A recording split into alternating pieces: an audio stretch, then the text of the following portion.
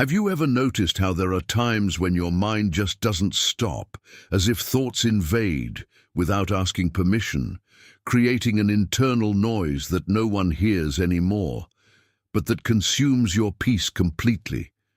And even when everything around you seems in order, inside there is a restlessness that is difficult to explain, a feeling that something is out of place, as if your own mind is fighting against you. At night, the body even tries to rest, but the mind remains awake, repeating scenarios, reliving pain, anticipating problems that haven't even happened yet.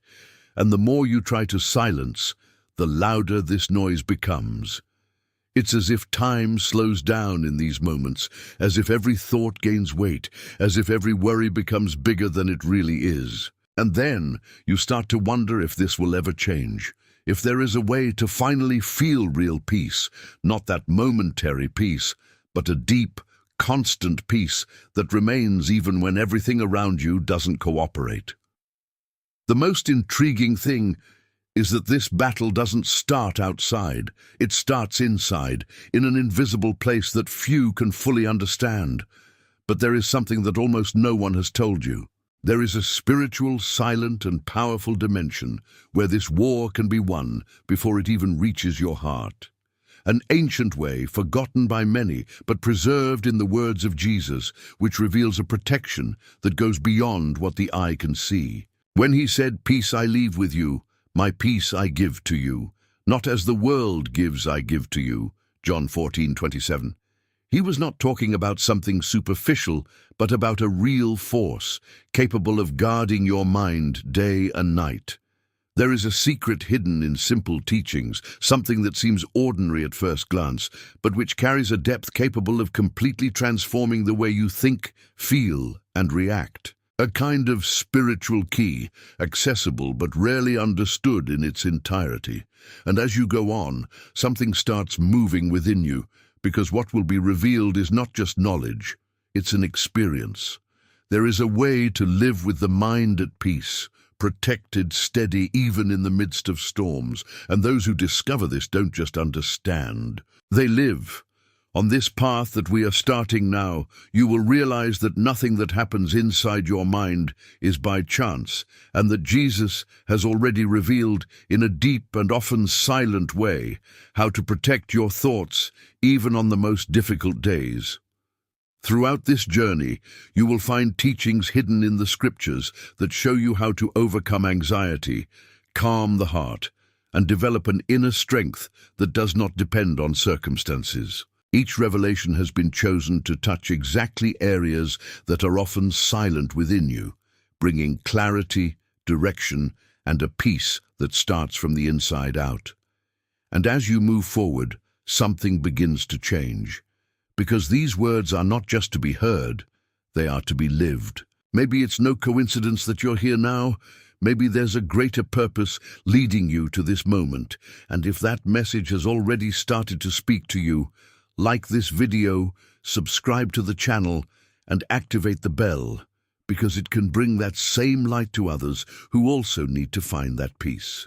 And this is exactly where something begins to change in a deeper way, because you may never have noticed it clearly, but your mind is never empty. It is always being occupied by something, whether it is fear, worry, memories, or even words that someone said and echoed inside you. The first teaching that Jesus reveals is direct, but at the same time ignored by many. It is not enough to try to remove bad thoughts. You need to replace them with something stronger. When he was in the desert, being pressured, tested, and pushed to the limit, Jesus did not react with emotion, nor with despair.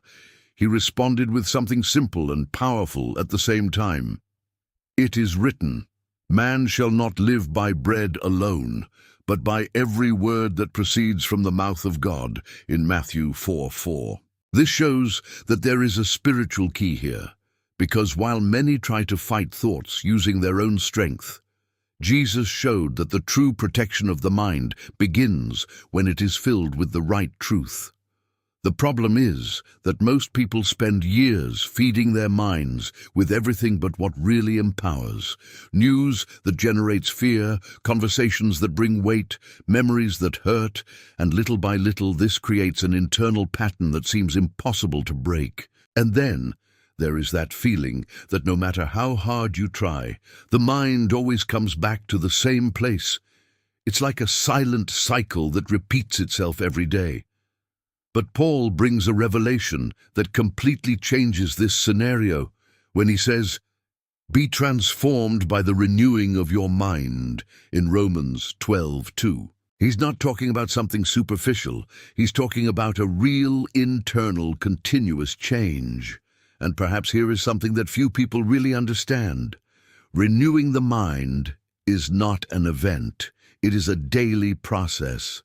It is a decision you make when you choose what you will think, what you will believe, and what you will allow to remain within you. Because each accepted thought is like a seed planted, and sooner or later it will produce something. Jesus did not only teach to resist, he taught to replace, to fill, to occupy the mind with that which comes from above. And when this begins to happen, something almost imperceptible changes. The mind that was once a battlefield begins to become a place of peace. Maybe you're realizing now that it's not just about what you feel, but what you've been allowing to stay inside of you every day. And if that's making sense in a deeper way, if somehow it feels like these words are touching exactly where you needed it most, don't ignore it. If this message spoke to you, write in the comments, Amen. Because sometimes a simple positioning already starts to make way for something new inside you. And there's an even more sensitive point in this journey that many people completely ignore because it doesn't seem so visible, but it's decisive. Not every thought that crosses your mind deserves to remain. And this is where one of Jesus' most profound teachings comes in, something that defines whether your mind will be a place of peace or a field of constant confusion. In Gethsemane, in one of the most intense moments of his life, Jesus said something that seems simple but carries enormous spiritual weight. "Watch and pray, lest you enter into temptation," in Matthew 26:41. He wasn't just talking about external attitudes, he was revealing a key to what happens inside the mind. Because the truth is that many thoughts start small, almost imperceptible, but when they are not observed, they grow, take root, and begin to influence emotions and decisions. A thought of fear can turn into anxiety, a doubt can turn into insecurity, a memory can generate pain again.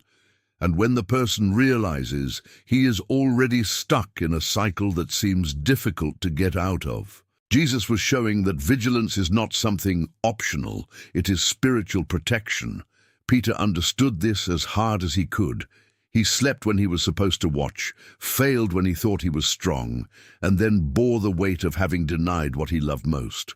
But that experience transformed him, and he later firmly declared, "Be sober, watch, for your adversary the devil walks around," in 1 Peter 5:8. This reveals that the distracted mind becomes vulnerable, but the watchful mind becomes protected. And maybe here's something that can change the way you see your own thoughts from now on. Watching isn't living in fear of what might happen. It's developing awareness of what's going on inside you. It's noticing when a thought doesn't come from God and choosing not to feed it. It's stopping a cycle before it grows. It's like closing a door before something unwanted comes in. And this starts in a practical way, on a daily basis, in the small moments.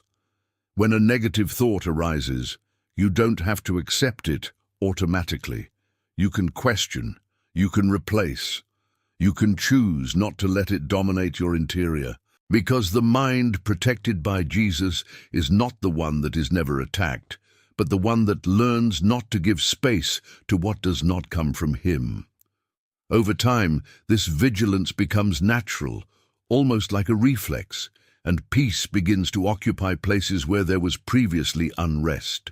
And perhaps, as you listen to this, something inside you is already awakening. as if it were a silent call to live more consciously, more attentively, more connected. If this word is awakening in you this desire to be more sensitive to God's voice, write in the comments, "Speak, Lord, your servant hears." Make it a simple but true prayer. And if you can, leave your like on this video, because then this message can reach other people who also need to learn to guard their minds every day. And there is something even deeper going on inside you, something that often goes unnoticed, but that completely determines the way your mind reacts to what happens around you. Because the truth is that the mind does not work alone, it responds directly to the state of the heart. And that is exactly why the Word of God warns so clearly, "Above all that you should guard your heart, for out of it are the sources of life," in Proverbs 4:23. This means that everything you feel, think, and decide is first born within this invisible place that few can see, but that influences absolutely everything. When the heart is loaded with hurts, old wounds, unresolved fears, or hidden resentments, the mind begins to suffer the consequences of this. Negative thoughts appear more easily, peace becomes unstable, and any situation seems bigger than it really is. And maybe you've felt it at some point, as if your mind is heavy, tired, unable to find rest, even when you try. But there is a different way, and Joseph's story reveals this in a powerful way. He was betrayed by his own brothers, sold, wronged, forgotten, went through situations that could have completely destroyed his inside. Still, something inside him remained intact. Joseph did not allow what was done to him to define what existed inside him. And when he had the opportunity to take revenge, he declared something that reveals a completely guarded mind. "You meant evil against me, but God meant it for good," in Genesis 50:20. This shows that the protection of the mind does not begin with trying to control thoughts, but with the decision to heal the heart. Because when the heart is aligned with God, the mind finds stability. When the interior is treated, thoughts are no longer dominated by old pains. Jesus did not come only to teach, he came to restore the human interior, to heal that which no one sees, but which affects everything. And maybe here's something that can change the way you see yourself. It's not about ignoring what you feel, it's about allowing God to transform it within you. It's about releasing what needs to be released, surrendering what's heavy, and letting him clean up what you can't alone. And as you listen to this, maybe there's something inside your heart that needs to be put before God right now, something you've never fully expressed but which still influences your thoughts. If this makes sense to you, write in the comments a simple but truth-filled sentence, "My heart belongs to God." Sometimes a heartfelt statement is the first step toward a profound transformation that starts from within and reaches into your entire mind. And when that alignment begins to happen within you, something even deeper reveals itself. Because it's not just about controlling thoughts or healing emotions, but about accessing a level of peace that doesn't make sense to human logic. It's a peace that doesn't depend on what's going on around you. It doesn't depend on immediate responses. It doesn't depend on perfect days. It's something that comes from within, as if it's a constant presence sustaining your mind, even when everything seems uncertain. Paul described this clearly when he said, "And the peace of God, which surpasses all understanding, will guard your hearts and your minds through Christ Jesus," in Philippians 4:7. Notice that he doesn't say that this peace can help. He says that it does, like an invisible shield that protects your mind against that which tries to shake you. And maybe you've experienced times when everything seemed to go wrong, but there was still an inexplicable calm inside you. Or on the contrary, times when everything was seemingly fine, but the mind couldn't find rest.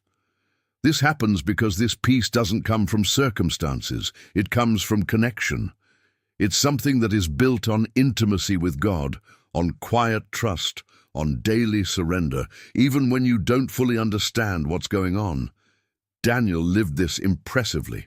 Even though he knew he would be thrown into the lion's den, he didn't despair. He didn't lose control. He didn't let fear dominate his mind. The Bible says he was found at peace because he trusted in God. And in Daniel 6:23, we see that no harm came to him. This reveals something powerful. When the mind is guarded by God, the surrounding environment may be threatening, but the inside remains firm. And here is a point that transforms everything. This peace is not something distant or reserved for a few. It is available, but it needs to be accessed. And this access happens when you decide to trust even without understanding, when you choose to surrender what you cannot control, when you stop trying to solve everything on your own and allow God to take the place that has always been His. It is at this moment that something begins to slow down inside you. Thoughts lose strength, the heart finds rest, and the mind begins to experience a security that once seemed impossible. Maybe you're seeking just that without realizing it, trying to find external solutions to something that can only be resolved internally. And the more you try to control everything, the more tired you feel. But when that peace starts to take up space, everything changes silently, steadily, and really.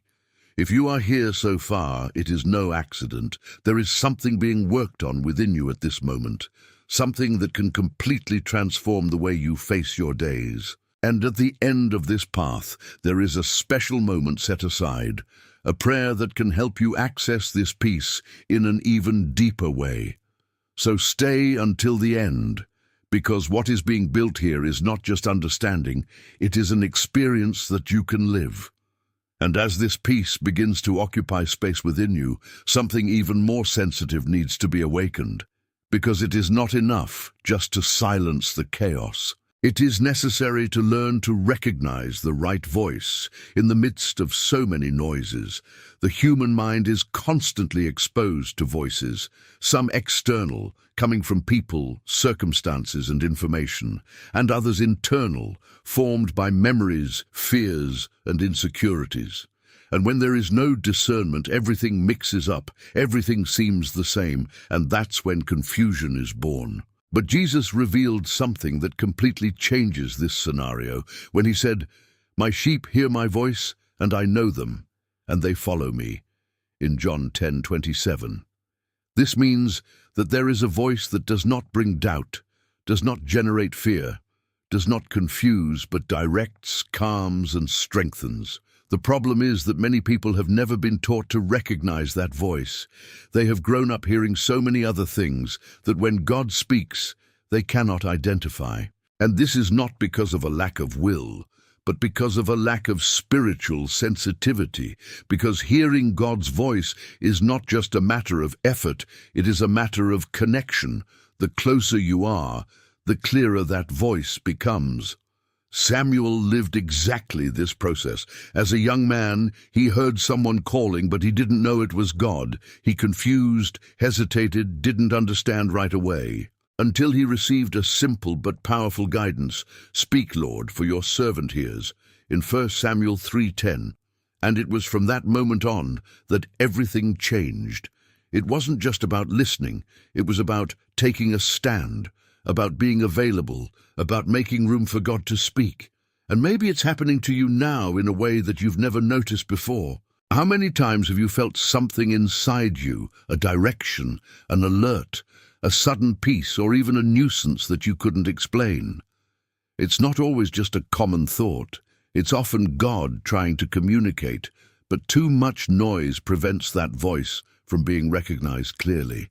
Developing this sensitivity is a process, and it starts with something simple but powerful: learning to slow down internally. When you slow down your thoughts, when you allow yourself moments of silence, when you sincerely seek God's presence, something begins to adjust within you. And little by little, what was once confusing begins to make sense. God's voice does not cry out. It manifests itself clearly in the midst of silence. And when you learn to recognize that voice, your mind starts to take a different direction. Decisions become safer, thoughts become firmer, and that feeling of being lost starts to fade. Because now you're not just thinking, you're being guided. If this has awakened something inside you, even if silently, make a simple gesture, but full of meaning. Declare in the comments, "Lord, I receive your teachings." Write as an act of openness, as someone who decides to listen more carefully. And leave your like, because this message can reach other people who also need to learn to recognize the voice that brings true peace. And when you begin to recognize that voice and silence the noise around you, another even deeper challenge arises, because listening to God is only the beginning, but trusting Him, even when there are no clear answers, is what really transforms the mind. There is a kind of trust that does not depend on visible signs, that does not require immediate explanations, and that does not shake over time. It is a trust that sustains, stabilizes, and protects the inside even when everything seems uncertain. Abraham lived exactly that. At a time when there were no human guarantees, when everything around pointed to the impossible, the Bible says something simple but extremely powerful. He believed on the Lord, and it was credited to him as righteousness in Genesis 15:6. He didn't have all the answers. He didn't know how it would happen, but he decided to trust. And this decision not only changed his story, but revealed a spiritual principle that remains active today. The mind that trusts in God does not get lost in fear of what has not yet happened. Because fear of the future is one of the greatest sources of restlessness in the mind. Thoughts begin to anticipate problems, create negative scenarios, imagine losses and difficulties that don't even exist yet. And little by little, this steals peace, drains energy, and weakens hope. But when trust in God comes in, something begins to line up. Isaiah declared, "You will keep him whose mind is steadfast in you in peace," in Isaiah 26:3. Realize that it's not just any mind, it's the mind that chooses to stand firm. And that's a daily choice. It's not about never feeling fear, but about not allowing fear to have the last word. It's not about understanding everything, but about deciding to trust even without understanding. Because when you trust, you rest. And when you rest, your mind stops fighting battles that you don't have to fight. Perhaps you are living exactly this kind of moment now, where there are unanswered questions, undefined situations, paths that are not yet clear. And this can generate a silent restlessness, a sense of insecurity that insists on returning. But this is exactly where this teaching comes alive. Because trusting God in these moments is not weakness, it is spiritual positioning. And the more you practice this trust, the more your mind begins to stabilize. What once generated anxiety begins to lose strength. What seemed urgent begins to slow down. And little by little, a firm peace begins to take the place of uncertainty. If this message is finding space within you, perhaps it is because God is calling you to a deeper level of trust. And if you have felt this sincerely, take this moment to take a simple but meaningful step. When you like this video, subscribe to the channel and activate the bell, you help this message reach others who are also facing silent battles in their minds. Be a part of it and allow this current of faith to continue spreading.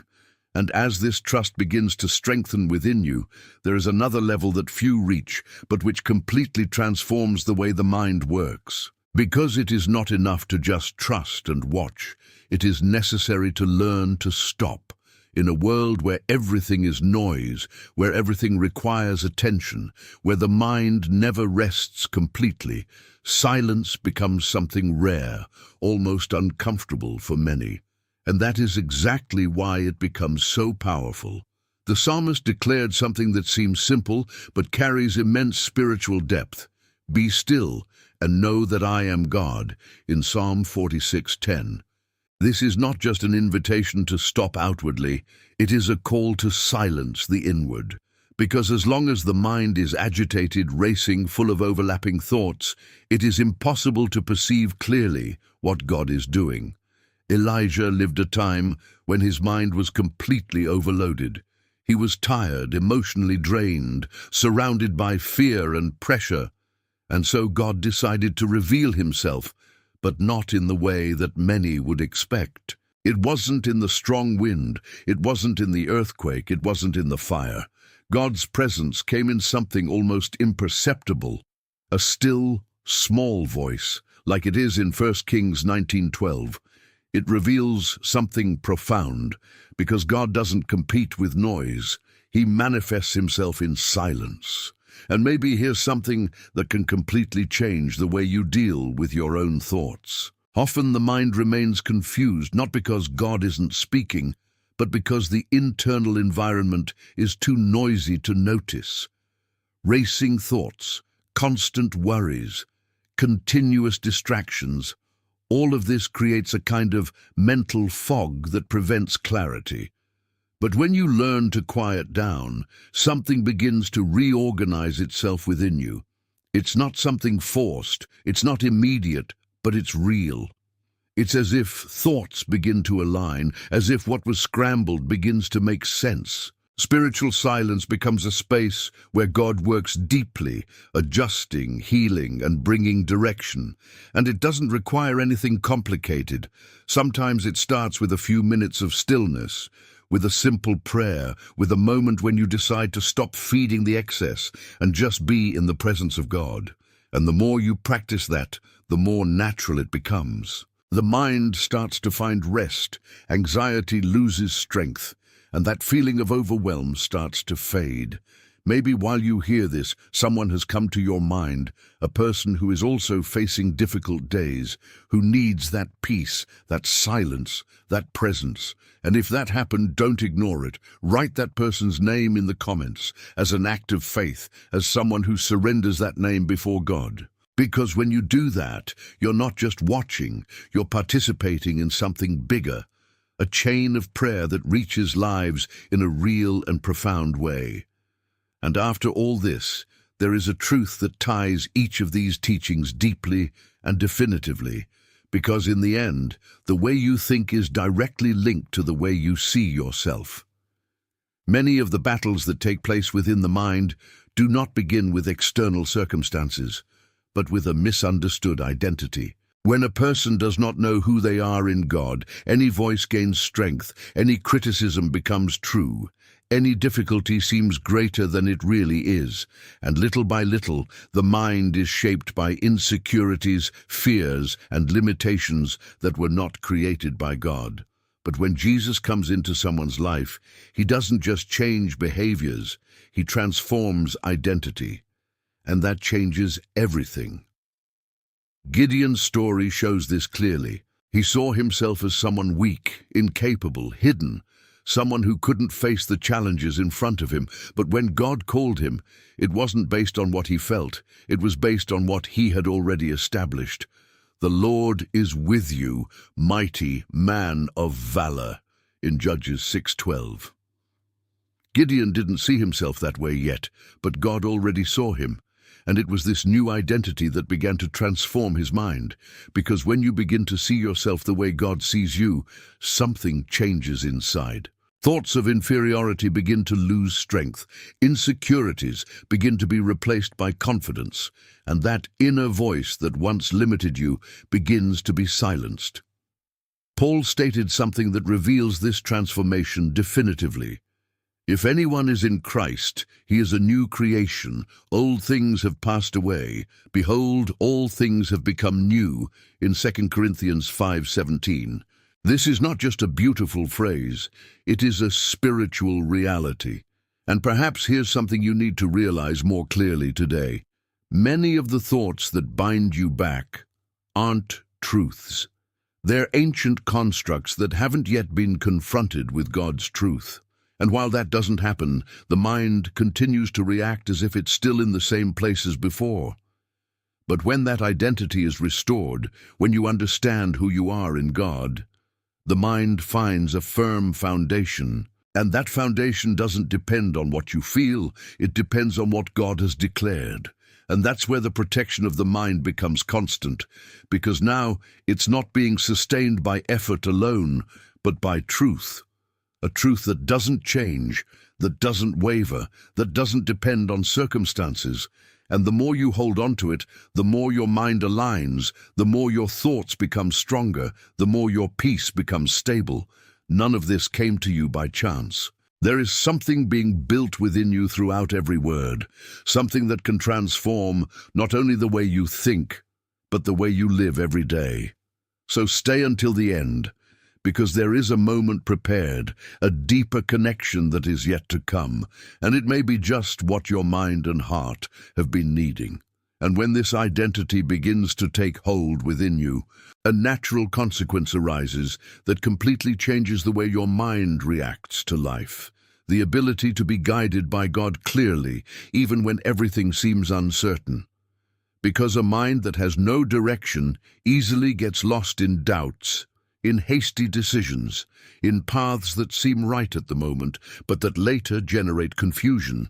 It is like walking without a point of reference, where any path seems possible, but none brings true security. But when Jesus begins to guard the mind at this level, he doesn't just quiet thoughts, he directs. And that direction isn't just based on what you see or understand, but on something much deeper. Proverbs reveals this directly. Trust in the Lord with all your heart, and lean not on your own understanding. Acknowledge him in all your ways, and he will direct your paths, in Proverbs 3:5-6. This shows that there is a kind of trust that goes beyond logic, beyond the need to have everything explained, and that makes room for precise divine guidance. Abraham lived exactly this experience. He was called to leave behind what he knew, to walk towards something he could not yet see. And even though he didn't have all the answers, he decided to obey. Hebrews 11:8 says that he left not knowing where he was going, but trusting in the one who was leading him. This reveals something profound about the mind protected by God. It doesn't need to have total control to have peace, because it trusts those who are in control.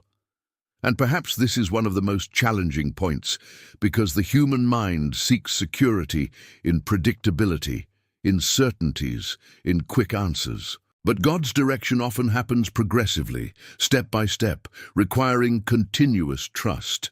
And when this trust does not exist, the mind tries to take control, creating its own paths, generating anxiety, doubt, and even regret. But when you begin to recognize God in every decision, even the small ones, something changes. The mind no longer carries the weight of having to solve everything on its own. A different clarity arises, not necessarily about all the details, but about the next step. And that is enough to generate peace. Because divine direction does not eliminate all challenges, but it eliminates confusion. It does not promise that everything will be easy, but it guarantees that you will not be lost. And little by little, you begin to realize that you don't have to see all the way. Just trust the one who is leading you. And it is at this point that the mind finds rest in the midst of decisions, because it understands that it is not alone. Each choice is made with more awareness, more sensitivity, more dependence on God. And what used to generate insecurity begins to transform into a path guided, firm, and sustained by a presence that never fails. And as this divine direction begins to bring clarity to your paths, there is an even more sensitive area that needs to be touched. Because there is no point in knowing where to go if inside there are still open wounds that influence every thought. Often the mind remains restless not because of a lack of direction, but because of pain that has never been treated. They are silent marks, memories that come back, feelings that seem small, but that gradually shape the way you think, react, and see life. God's word reveals something deeply comforting when it says, "Heal the brokenhearted and bind up their wounds," in Psalm 147:3. This shows that God does not ignore what is wounded within you. He draws near, cares, and restores. Because a wounded mind can hardly remain at peace, it becomes more vulnerable to negative thoughts, more sensitive to words, more inclined to relive past pains. And maybe you've felt it in a very personal way, as if certain situations activate something inside you that seems impossible to control. It's not just about the present, it's something that comes from deeper. And while this is not addressed, the mind remains stuck in cycles that repeat themselves. The story of the woman of the issue of blood reveals exactly this process. For years, she carried not only a physical ailment, but also an emotional, social, and spiritual burden. She was isolated, rejected, discredited. But when she approaches Jesus, something different happens. In Mark 5:34, Jesus says, "Daughter, your faith has made you well. Go in peace and be healed of this evil of yours." Notice that he doesn't just speak of physical healing, he declares peace, complete restoration, something that reaches within. This reveals that Jesus does not only treat what is visible, he goes to the root. He reaches that which no one sees, but which influences everything. And when this healing begins to happen, the mind also begins to be freed. Thoughts that were once heavy begin to lose strength. Memories stop causing pain. Emotions begin to balance. But there is an important detail. This healing does not happen automatically. It requires surrender. It requires you to recognize what needs to be dealt with and allow God to enter these deepest places. Because often what most needs healing is exactly what you have avoided facing for so long. And when you take that step, even if it's small, something starts to change. The mind finds relief, the heart starts to strengthen, and that feeling of heaviness is replaced by lightness. It's a process, but it's real. If this word has reached something within you, silently but truly, perhaps it is time to express it, even if in a simple way. Write in the comments, "I trust in God." May this be a sincere statement, a step of faith, something that marks the beginning of a healing that begins in the soul and reaches your entire mind. And after all this, there is a point that many only realize when they are already too tired to continue in the same way, because the distance from God does not begin with big decisions, but with small, almost imperceptible distances. Gradually, the routine takes space, worries increase, the heart is occupied with other things, and when the person realizes, that connection that was once alive becomes distant. And it is at this moment that the mind begins to feel the effects. An emptiness arises that is difficult to explain, an internal confusion, a feeling of being lost even moving forward. Jesus revealed something essential when he said, "Abide in me, and I will abide in you," in John 15:4. He wasn't talking about a chance encounter, but about permanence, continuity, a living relationship that sustains the mind every day. Because when that connection is maintained, the mind finds stability, direction, and peace. But when it's interrupted, even subtly, the mind becomes more vulnerable to noise, doubt, and disorientation. The story of the prodigal son reveals this in a profound way. He decided to move away, to follow his own path, to seek meaning away from his father's presence. At first, everything seemed to make sense. It seemed like freedom. It seemed like choice. But over time, reality began to weigh down. Emptiness appeared, confusion increased, and he lost not only resources, but clarity, identity, and direction. Until in Luke 15:17, it is written that he came to his senses. This moment is powerful because it shows the instant when the mind begins to awaken again. And everything started to change, not when he solved everything, but when he decided to go back. The reconnection brought lucidity, brought awareness, brought restoration. This reveals something very important. No matter how far someone has moved away, the way back is always available. And when this reconnection happens, the mind begins to reorganize. Confused thoughts begin to clear, decisions become more conscious, and that feeling of emptiness begins to be filled by something real.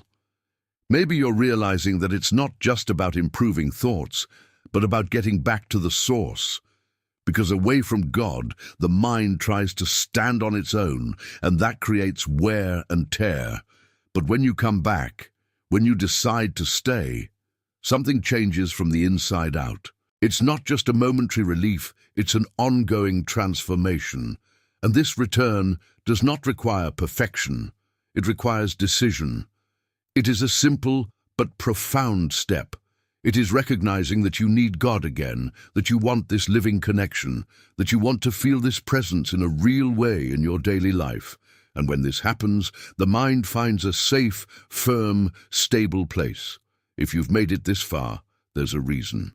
God is working something inside of you, even if it's not entirely clear yet. Don't leave now, because what is yet to be revealed can touch even deeper areas of your life and bring clarity that you may have been seeking for a long time.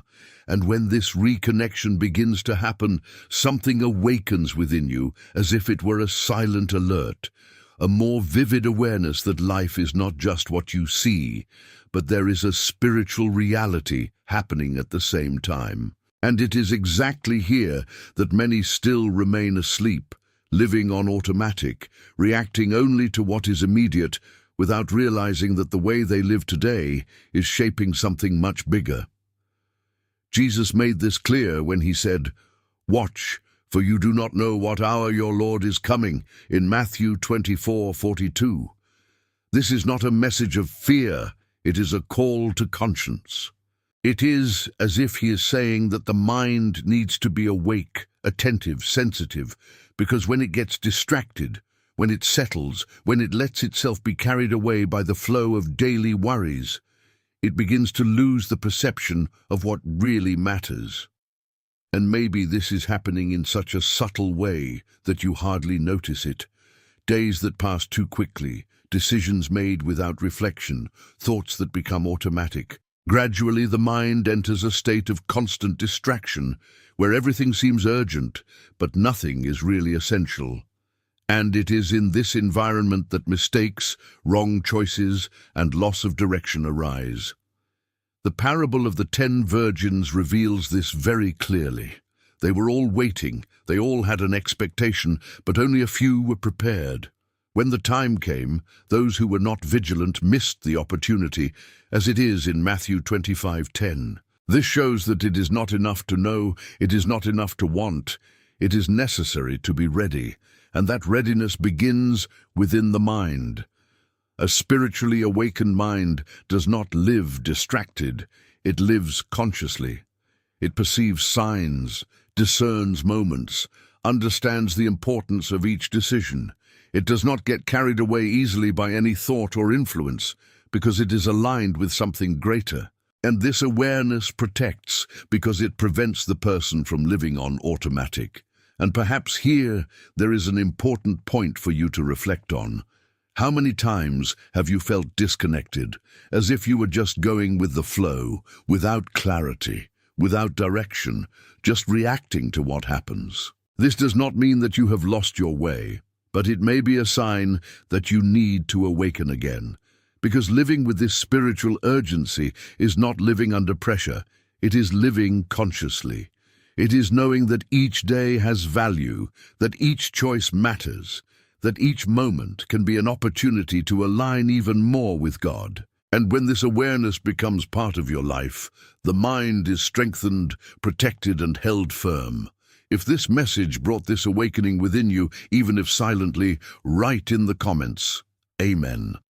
Sometimes a simple word carries a deep positioning and can be the beginning of a new way of living, more conscious, more attentive, and more connected with what really matters. And when this spiritual awareness remains active, something powerful begins to happen within the mind.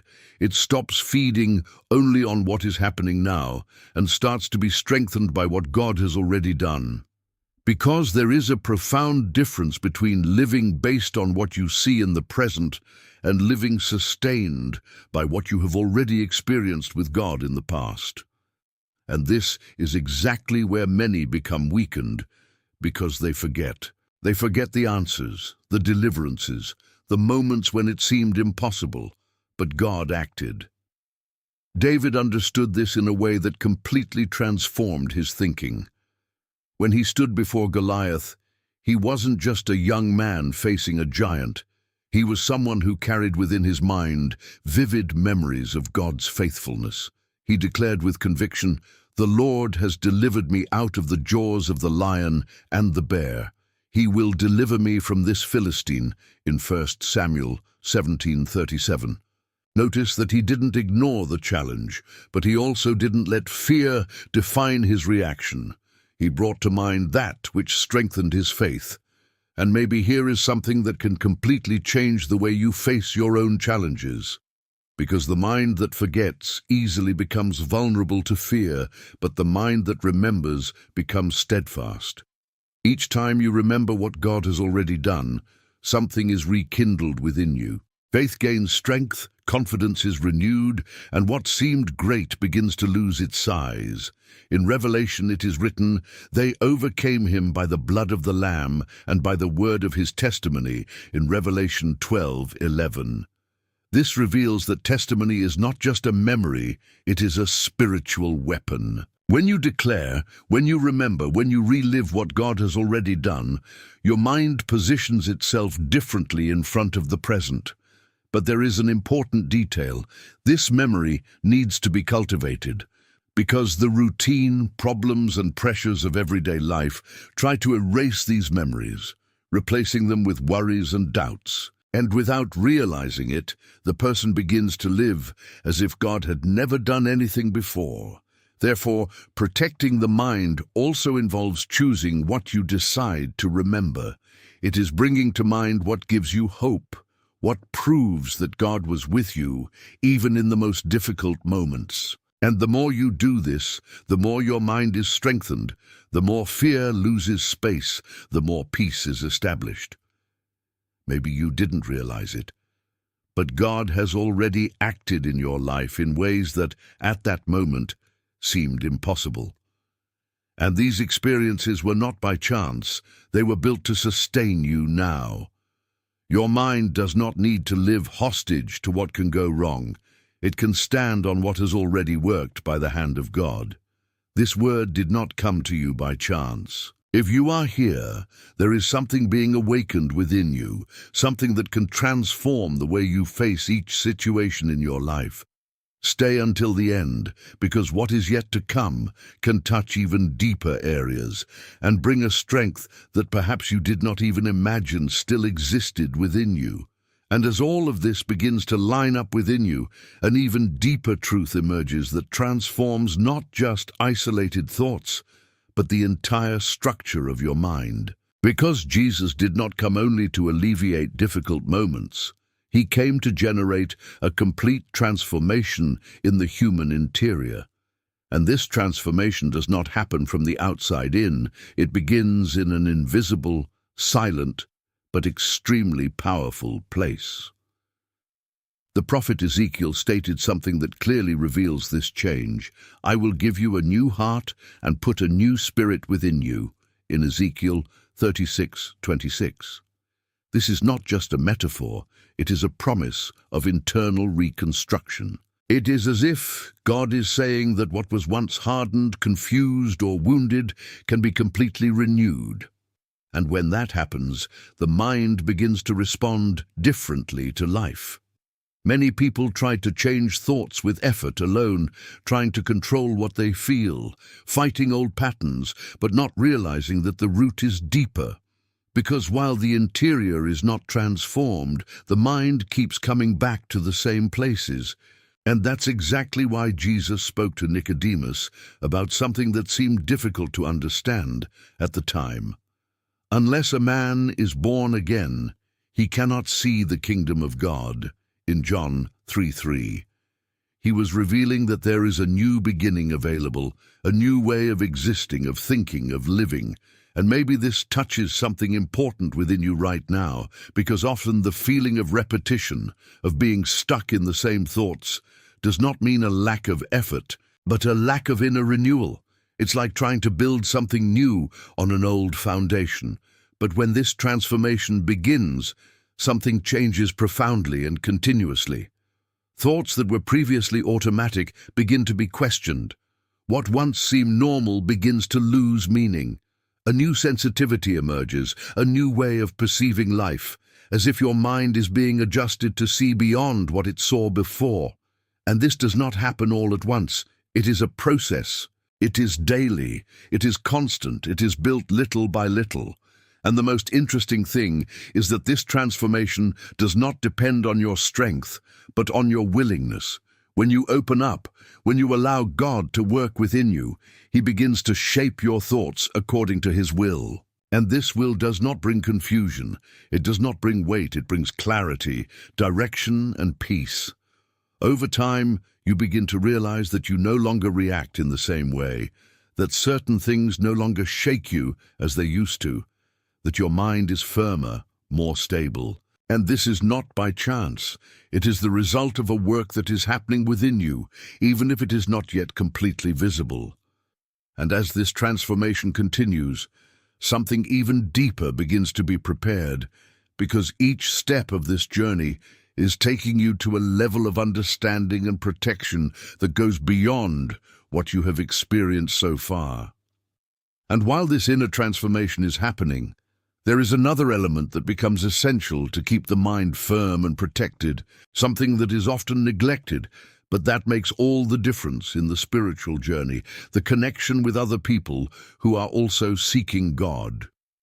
Because, contrary to what many think, the journey was not made to be lonely. God never planned for you to face your battles in your own strength alone, isolated, trying to sustain everything on your own. The Word clearly shows this when it says, "Let us consider one another to incite to love and good works," in Hebrews 10:24-25. This reveals that there is a force that is released when there is communion, when there is exchange, when there is spiritual support. It's not just about being together, it's about walking in the same direction, strengthening each other in times of weakness, and celebrating together in times of victory. The early church understood this principle deeply. In Acts 2:42, we see that they persevered in fellowship, in doctrine, in prayer, and this created an environment where faith was strengthened daily. They did not face everything alone. There was a unity that sustained each person, a connection that generated collective spiritual protection. And this directly impacted the mind. Because when someone is surrounded by people who edify, who pray, who speak words of life, the thoughts begin to align with that same direction. But when isolation sets in, something different happens. The mind begins to close, negative thoughts find more space, doubts intensify, and what could be shared and treated ends up being kept, generating weight. And little by little, the person finds himself trying to deal with everything alone, without realizing that this weakens his inner stability. Healthy spiritual relationships work as protection. Sometimes a word at the right time changes everything. One piece of advice, one prayer, one presence.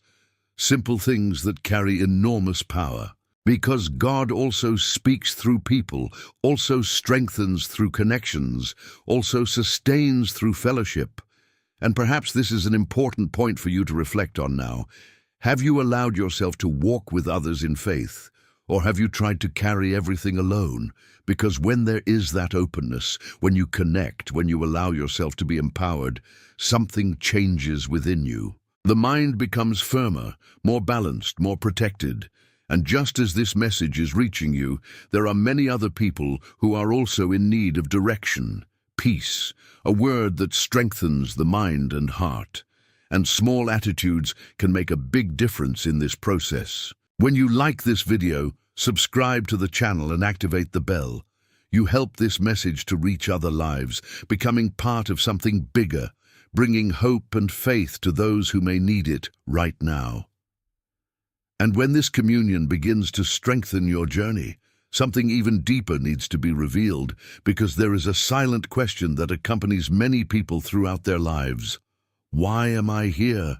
And while this answer is not found, the mind tends to wander between doubts, insecurities, and even a feeling that is difficult to explain, as if something is missing. But when God's call is understood, everything begins to align from the inside out.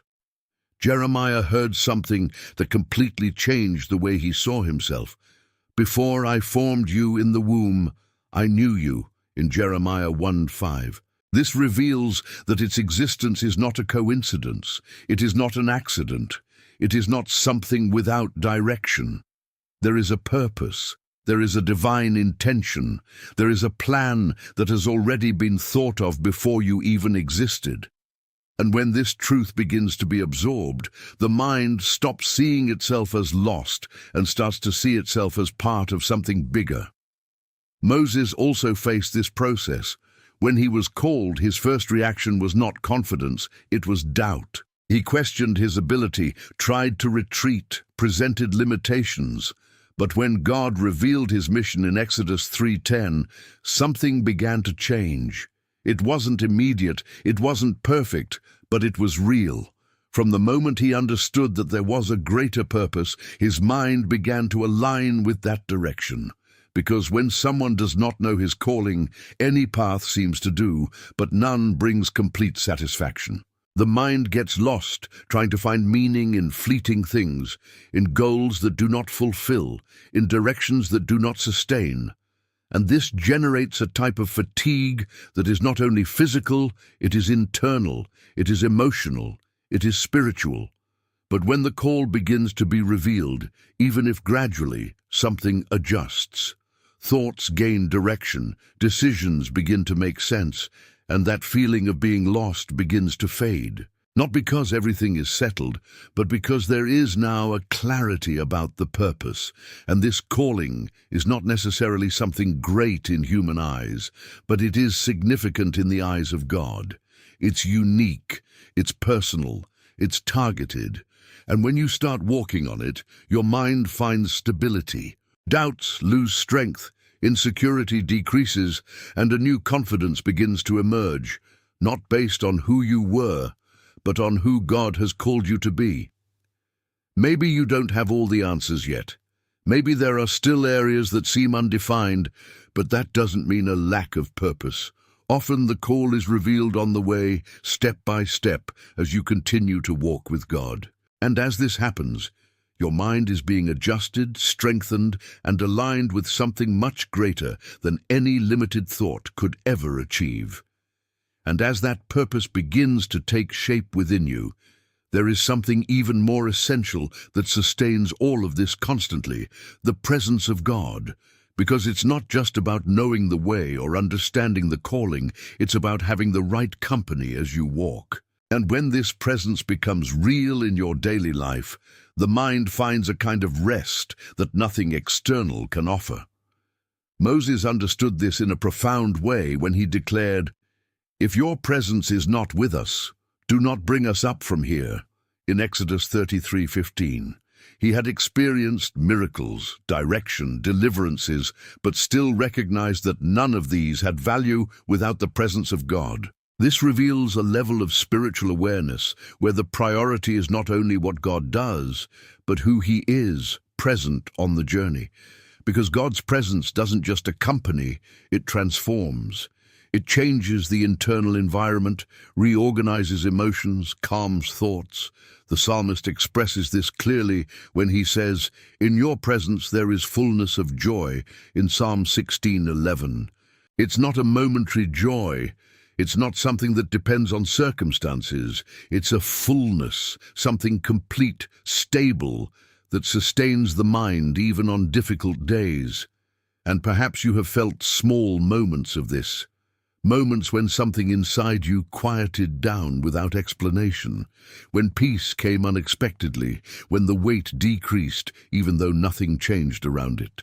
These are signs of God's presence touching the inside, showing that there is a safe place where your mind can rest. But this presence needs to be cultivated. It is not distant, but it is not automatic either. It grows as you approach, as you seek, as you create space for God in your day. And this can happen in simple ways, in a sincere prayer, in a moment of silence, in a true conversation with God. When this becomes part of your routine, something begins to change. The mind that was once tired begins to find relief. The emotional exhaustion decreases. That feeling of overload begins to be replaced by a constant lightness. And even when challenges arise, there is a firm foundation supporting everything inside. Because God's presence does not eliminate difficult situations, but it changes the way you go through them. It strengthens, sustains, directs. And the longer you stay in this environment, the more your mind naturally protects itself against what once shook you. If, as you listen to this, there is a silent confirmation within you, as if something is telling you that this presence is exactly what you need right now, don't ignore it. Write in the comments, "God cares for me." Sometimes stating this is more than words. It is aligning your mind with a truth that brings real rest and security. And when this presence begins to be part of your daily life, there is a principle that needs to be understood so that all of this remains alive within you. Spiritual life cannot stop. Because just as the body needs food every day, the mind also needs to be constantly renewed to remain protected. There is no spiritual stability without continuity.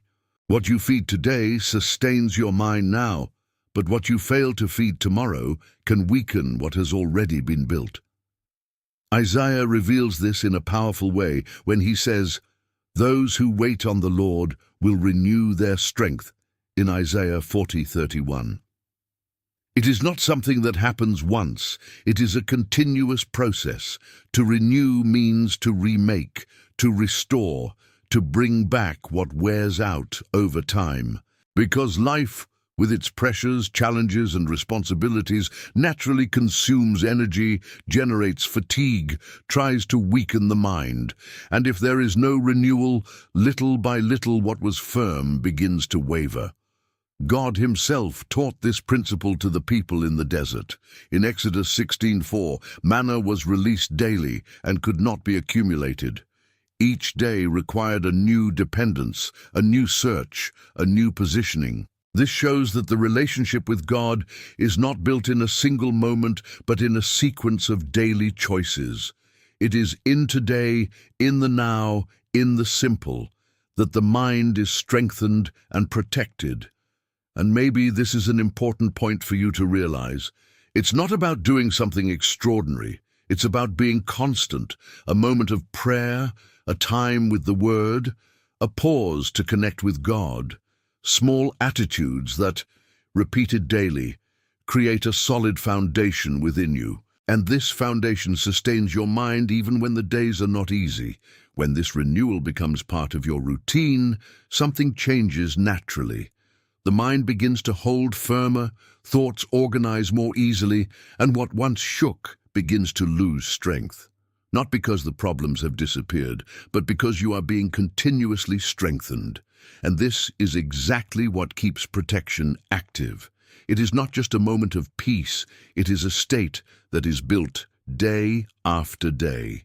It is a mind that learns to return to God constantly, that finds in Him its source of balance, direction, and strength. Perhaps you have experienced moments when you felt spiritually stronger, more at peace, more aligned. And this was not by chance. It was the result of connection, of searching, of presence. And this can be maintained, it can grow, it can deepen.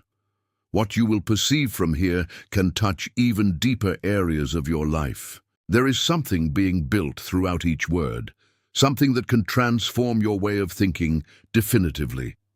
Stay until the end, because what is yet to be revealed may be exactly what your mind needs to remain firm every day. And as this constant renewal strengthens your mind, something even more specific begins to unfold, because it's not just about living well spiritually, it's about living with clear direction. There's a profound difference between being busy and being aligned with God's purpose. Many people live filling time, but inside they continue to feel an emptiness that's hard to explain, as if something essential is still missing. And that emptiness is often not a lack of effort, it's a lack of purpose. A mind without purpose becomes vulnerable. It gets easily distracted, gets lost in random thoughts, gets caught up in worries that lead nowhere. But when God reveals a purpose, something changes immediately. Focus arises, direction arises, an inner strength arises that sustains even the most difficult days. Paul expressed this clearly when he said, "I press toward the goal for the prize of the upward call of God in Christ Jesus," in Philippians 3:14. He faced imprisonment, persecution, uncertainty, but his mind remained steadfast because he knew exactly why he was walking. And perhaps this is one of the most powerful secrets to a protected mind, knowing that there is a greater motive behind your journey. Because when this becomes clear, distractions lose strength. What once seemed urgent no longer has as much weight, and the mind begins to better filter what really matters. Esther also experienced this awakening. At a decisive moment, when everything seemed risky and uncertain, she heard something that changed her way of thinking. And who knows if for such a time as this you have come to this kingdom? In Esther 4:14. That phrase brought awareness, brought purpose, brought direction. And from then on, her decisions stopped being based on fear and began to be guided by a greater understanding. Because when you understand that your life is not random, that there is a purpose being developed, your mind begins to align with that. Thoughts of worthlessness begin to fade. The feeling of being lost begins to give way to a quiet but firm direction. And even if you don't see everything clearly yet, there is a different trust arising within you, and this purpose is not something distant or unattainable. It reveals itself in the path, in the choices, in the way you respond to what God puts before you every day. It is a continuous construction where each step taken with God strengthens your mind even more. And when that certainty begins to take hold, something is profoundly transformed. The mind stops wandering aimlessly and starts walking with purpose. And this creates a stability that does not depend on circumstances, but on the conviction that your life is being led by something much greater than any momentary situation. And even when that purpose begins to bring direction, there are times when the pain seems to speak louder, times when the mind is pressured by losses, frustrations, or situations that are completely out of control. And it is exactly in these moments that many feel most vulnerable, as if the entire structure built begins to shake. But it is here that one of the most profound ways Jesus guards the mind is revealed, through the consolation of the soul. Paul describes this powerfully when he says, "Blessed be the God of all comfort, who comforts us in all our tribulation," in 2 Corinthians 1:3-4. That means there is no pain that goes unnoticed. There is no suffering that God ignores. He doesn't just see, he draws near, he comforts, he sustains. And when that consolation reaches the soul, something begins to happen in the mind. Because despair is born when pain seems to have no way out, when suffering seems to have no end, when the mind begins to imagine that it will never change. But when God's comfort comes in, even if the situation has not yet been resolved, the way of seeing begins to change. Pain no longer dominates in the same way. The weight begins to decrease, and a silent hope begins to emerge. Job lived through one of the most extreme scenarios anyone could face. He lost everything, went through physical, emotional, and spiritual suffering, was surrounded by doubts and questions. Yet through it all, he declared something that reveals a mind sustained by something greater than pain. "I know that my Redeemer lives," in Job 19:25. He didn't deny suffering, but he also didn't allow suffering to define his faith. And maybe this is a point that touches deeply, because there are pains that are not visible to others. There are internal battles that no one fully understands. And in those moments, the mind tends to close itself, to isolate itself, to carry everything alone. But this is exactly where God's consolation becomes essential. When you allow God to enter these more sensitive places, something begins to be restored. It is not an instant change in everything around, but it is an inner transformation. The mind begins to find balance, emotions begin to calm down, and what seemed unbearable begins to be sustained by a force that does not come from you. And this consolation is not just to endure, it is to restore. It is to bring back stability, to prevent pain from controlling your thoughts, to show that there is hope even when everything seems difficult. Because when God comforts, He doesn't just relieve, He strengthens. And perhaps, as you listen to this, there is something within you that needs to be placed before God, something that you have been carrying in silence. And this could be an important time for that. If you feel it in your heart, write your prayer request in the comments, something simple, true, what you need to deliver. Because when we unite in faith, something powerful happens, and God achieves not just one life, but many at the same time. And as that consolation begins to restore your soul, an even deeper and often ignored need arises. The ability to discern what really comes from God and what just seems to come. Because not everything that comes to your mind carries truth, and this is one of the greatest spiritual dangers. There are thoughts, ideas, influences, and even words that seem correct at first glance, but which, if not discerned, can completely lead astray. Jesus made this clear when He warned, "Beware of false prophets who come to you in sheep's clothing, but inwardly they are ravenous wolves," in Matthew 7:15. This reveals that deception does not always present itself in an obvious way. It often disguises itself, adapts, approaches in a subtle way. And when the mind is not prepared, it absorbs without realizing it. That is why spiritual discernment becomes an essential protection. It's not just about knowing, it's about perceiving. It is a sensitivity that allows us to identify what edifies and what weakens, what brings peace and what generates confusion, what comes from God and what does not. And this ability is not born naturally, it is developed in intimacy with God. Solomon understood this in an impressive way. Faced with the opportunity to ask for anything, he did not ask for riches, nor power, nor recognition. He asked for discernment. In 1 Kings 3:9 he said, "Give your servant an understanding heart to judge your people, that they may be wise to discern between good and evil." And God responded to this request, granting him a wise mind, capable of perceiving beyond the obvious. This shows that discernment is a gift, but also a search. The closer you get to God, the more this sensitivity grows within you. And over time, something begins to change. You start to notice when something isn't right, even if it looks good on the outside. A kind of internal alert arises, a silent direction that prevents you from following wrong paths. The Apostle John reinforces this when he says, "Beloved, do not believe every spirit, but test the spirits to see if they are from God," at 1 John 4:1. This means that the mind should not accept everything automatically. There is a spiritual filter that needs to be activated, a consciousness that questions, that observes, that seeks confirmation in God. And maybe you've experienced moments when you felt this, an unexplained restlessness, a discomfort in the face of something that seemed right, or even an unexpected peace that directed you differently. These are signs of this sensitivity beginning to manifest.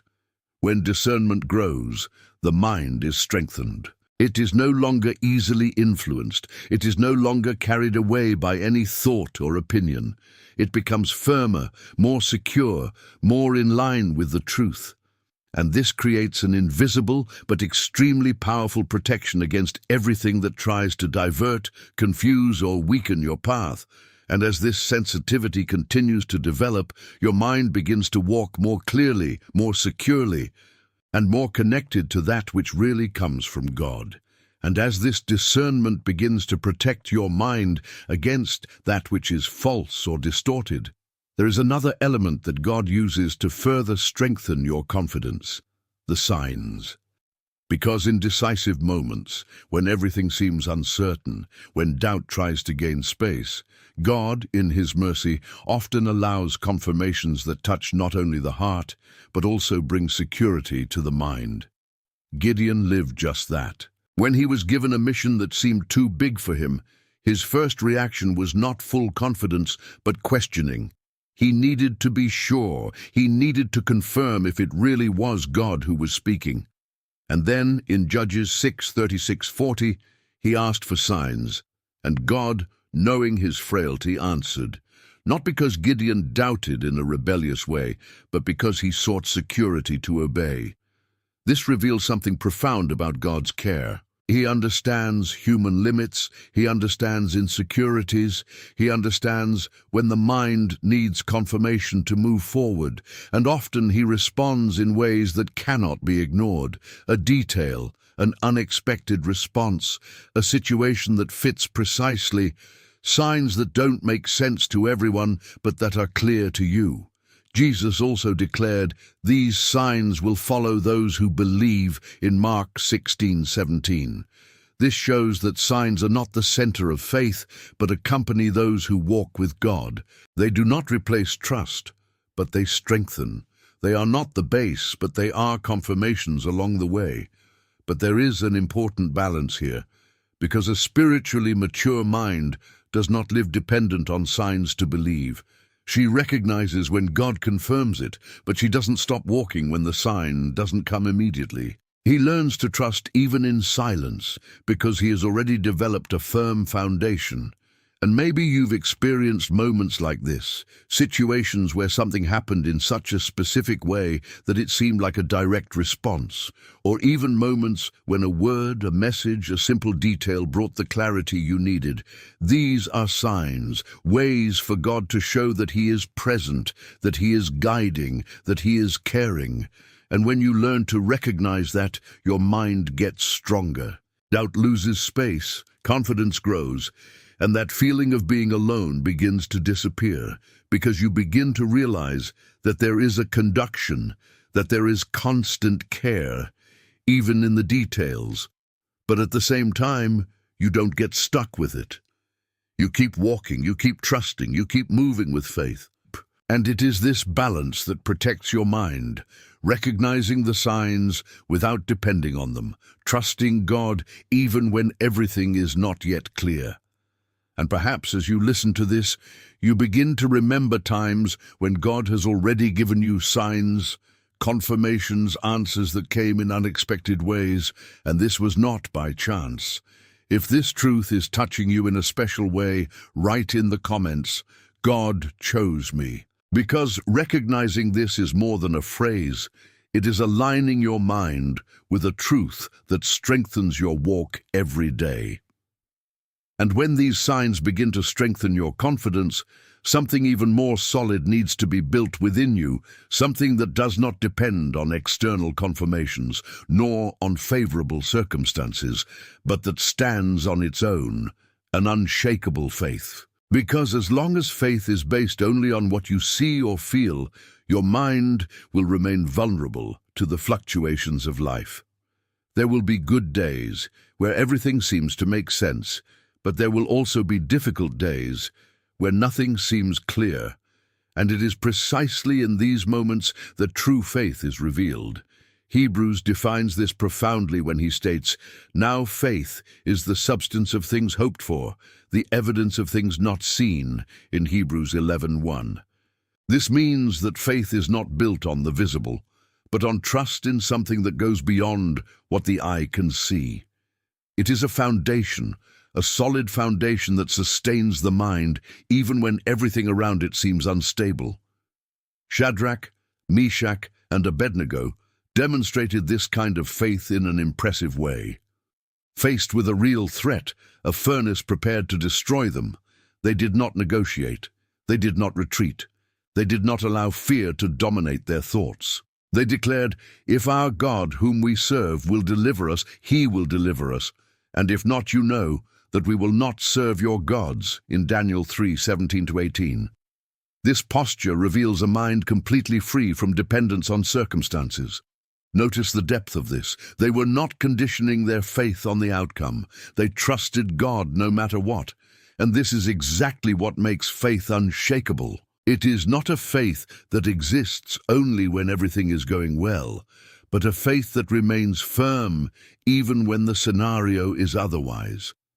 And perhaps this is a point that touches deeply, because often the mind is weakened when the answers do not come in the expected time, when the results do not appear in the desired way. And in those moments, thoughts of doubt try to enter, questions arise, confidence begins to waver. But when that faith is developed, something changes. The mind starts to rest, not on what can happen, but on who God is. And this brings a different stability.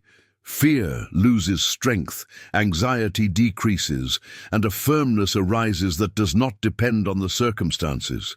It is as if, even in the midst of pressure, there is a foundation supporting everything inside. And this faith is not born overnight. It is built on the journey, on the small decisions of trusting, on the moments when you choose to remain firm, even without understanding. And the more you practice this, the more your mind gets stronger. Perhaps you are facing situations that challenge your faith right now, things that seem greater than your ability to handle, but that's exactly where this fortress begins to be built. It's not in the absence of challenges, but in the midst of them. Maybe you've been waiting for an answer for a long time, something that hasn't happened yet, something your mind tries to understand every day. And this moment may be more important than you think. Stick around until the end, because there is still something that can strengthen your faith in a way you didn't expect, something that can completely change the way you face it all. And when that faith begins to become firm within you, there is something that sustains it continuously and silently, something that keeps the mind from getting lost, even when everything around it seems uncertain.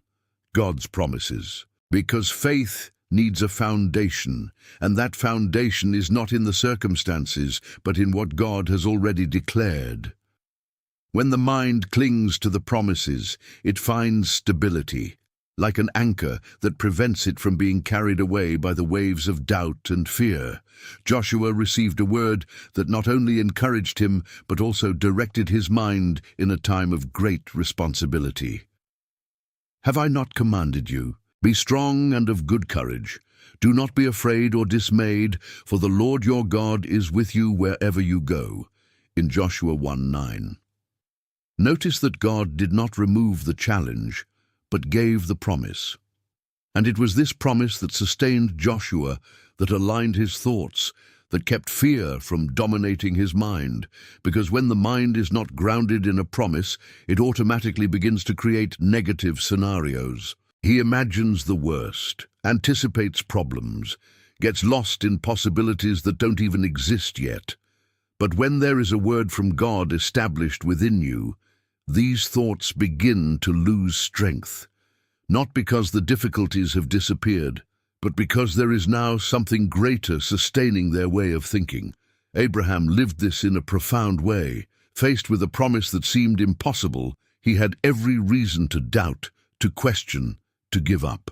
But in Romans 4:20, it is written that he did not doubt the promise of God through unbelief, but was strengthened in faith. This reveals an internal decision. He chose to cling to what God said, even when everything around him pointed to the contrary. And perhaps here's something that can completely transform your mind. God's promises aren't just words to be remembered, they're truths to be lived. When you internalize it, when you bring those promises into your daily thinking, something changes. Insecurity begins to subside, anxiety loses ground, and quiet confidence begins to grow. It's not about repeating empty phrases, it's about believing deeply. It's about, in the midst of uncertainty, choosing to trust what God has already declared. And the more you do this, the more your mind gets stronger, the more your thoughts align, the more your peace is established. And that becomes a positive cycle. The more you hold on to the promises, the more your faith grows.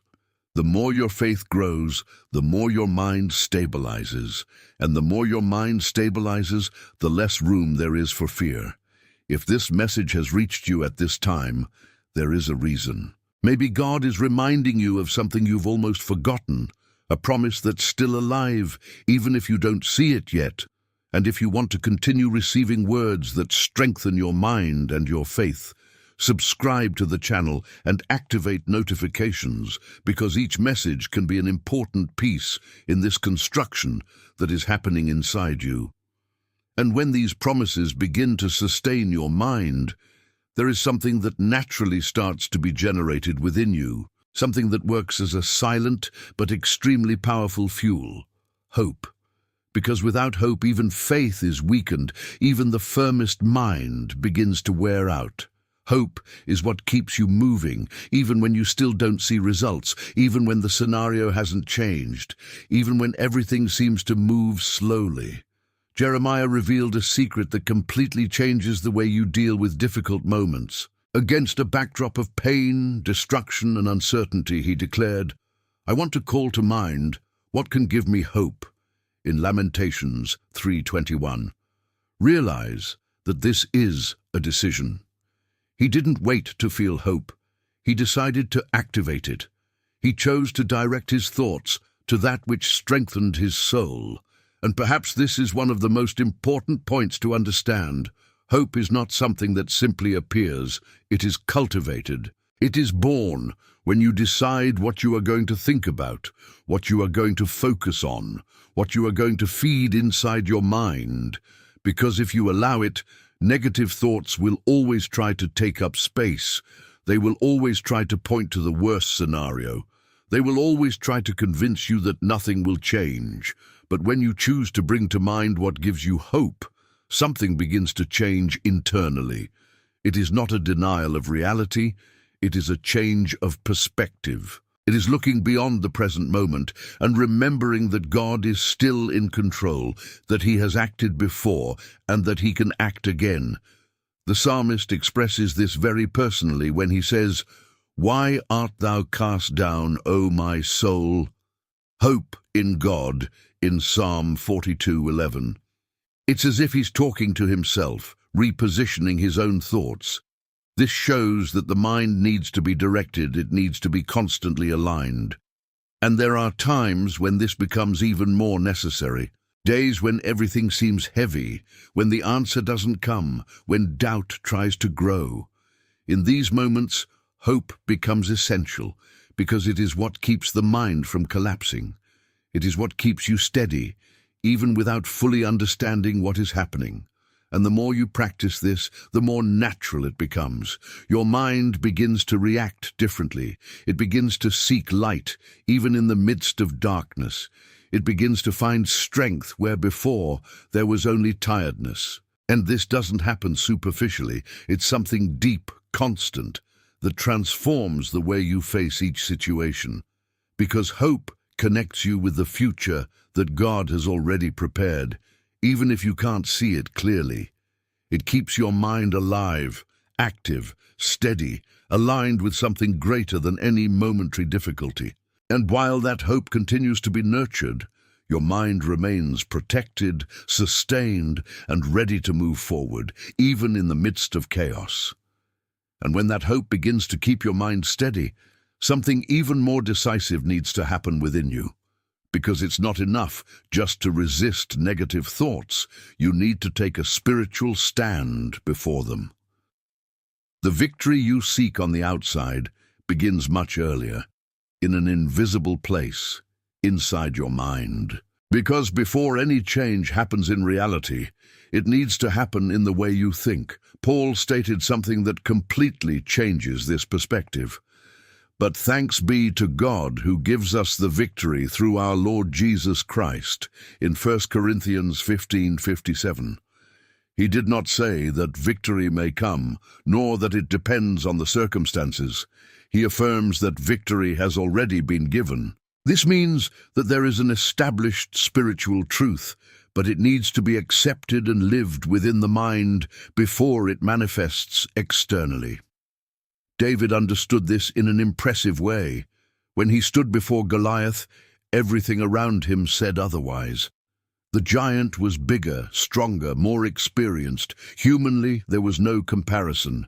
But even before throwing the stone, David had already conquered within himself. He declared, "The Lord will deliver you into my hand," in 1 Samuel 17:46. Notice that the battle was already decided in his mind before it took place on the field. And perhaps here is one of the most important points to protect your mind. What you believe internally defines how you face it externally. If the mind accepts defeat before even trying, the result is unlikely to be different. But when the mind aligns itself with God's truth, even if the scenario is otherwise, something changes completely. This does not mean ignoring difficulties, but seeing them in a different way. It is not allowing thoughts of inability, fear, or failure to dominate within you. It is to reject that which is not of God and to take a different stance based on what He has already stated about you. And this alignment happens in a practical way on a daily basis. When a negative thought arises, you don't just observe, you respond. When doubt arises, you confront it with the truth. When fear tries to enter, you remember who is with you, and little by little, your mind is being trained to remain steady. Because victory does not begin at the moment of conquest, it begins with the decision to believe. And the more you strengthen this within you, the more your mind becomes resistant, the more your faith becomes active, the more your posture changes in the face of situations. Maybe you're facing something that seems too big right now, something your mind is still trying to understand or even dread, but there is a greater truth being built within you at this time, and what starts in your mind can completely define what is yet to come. Few people will understand the depth of this, but if you've made it this far, there's a purpose. Keep going, because what is yet to be revealed can unlock something within you that changes not only your thoughts, but your entire way of living.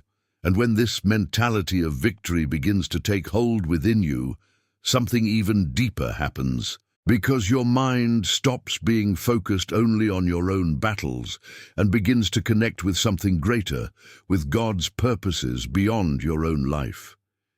It is here that many find a level of strength that they have never experienced before, because they come to live a spiritual dimension called intercession. Interceding is more than praying. It is putting yourself in the gap. It is taking a spiritual stand for someone. It is carrying in your heart what perhaps the other person cannot even express. Ezekiel reveals this when God says, "I sought among them a man who would be in the gap before me for this land," in Ezekiel 22:30. This shows that there is a specific call for those who decide not to live only for themselves, but to place themselves as instruments in the hands of God.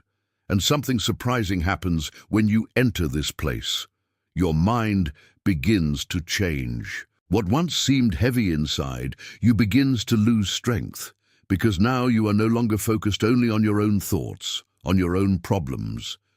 There is a spiritual expansion going on, a connection to something bigger, deeper.